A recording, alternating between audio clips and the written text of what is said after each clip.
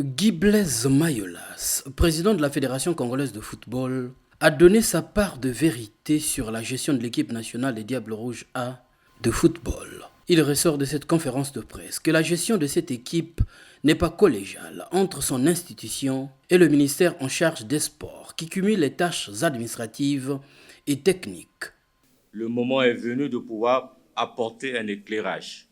Le choix et la nomination du sélectionneur, de l'entraîneur relèvent de la compétence de la Fédération congolaise de football. L'actuel sélectionneur a été imposé à la Fédération de façon unilatérale par le ministère des Sports.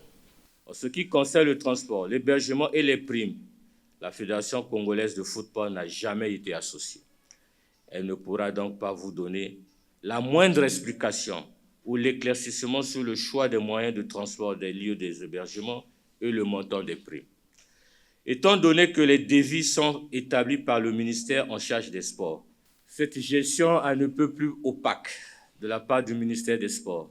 Des fonds alloués pour l'organisation des matchs nous a souvent mis en situation difficile.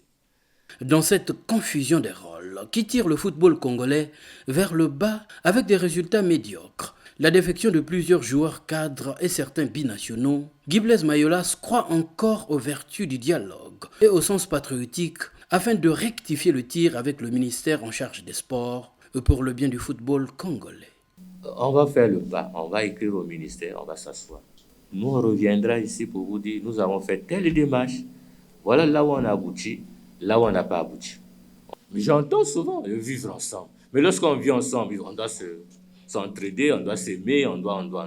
En clair, parmi les pommes de discorde entre la Fédération congolaise de football et le ministère des Sports, il y a la question du contrat du sélectionneur national Isaac Ngata, dont les termes n'arrangent pas, pour l'instant, la FECOFOOT. Le respect des rôles préétablis entre ces deux institutions, la synergie des actions qui ramènerait la confiance auprès des joueurs, qui ont tourné le dos à la sélection actuellement.